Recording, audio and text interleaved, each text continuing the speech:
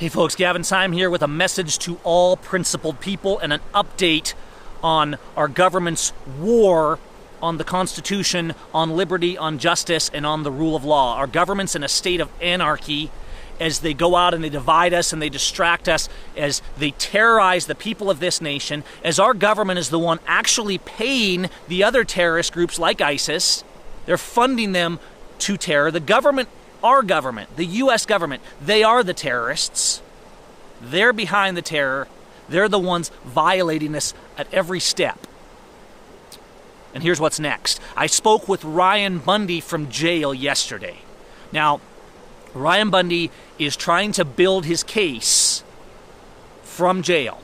Understand that when you're in these jails, and I've been in these jails, when you're in the jail, they violate the Constitution right there. It is cruel and unusual punishment. They intentionally isolate you. They keep you from getting information. They try and keep you disconnected from their family as much as they can get away with, and they're pretty much immune. Now, it goes even further, and there's this very disturbing update that I got from Ryan. As he's trying to build his case and gather information, he's having to have people try and send him legal information so he can build his case. Well, what the jail is doing is they're actually preventing him from getting official legal documents pursuant to building his case. So they're not only blocking letters of support that people on the outside are sending to people on the inside, they're actually blocking Ryan Bundy from getting actual legal documents that are critical to his case, trying to prevent him from being able to make a proper case before the court.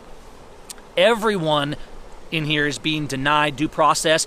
These men should be looked at not simply as prisoners who are charged, or even political prisoners alone. They are prisoners of war. Their due process is being denied. The judges are completely denying due process, and every one of them is actually doing it all across this nation. They violate due process in every case now. The sheriffs refuse to arrest the judges. The sheriffs refuse to deal with the federal government terrorists like the FBI, the BLM, the Forest Service. They refuse to uphold the Constitution. We're in a bad, bad way right here.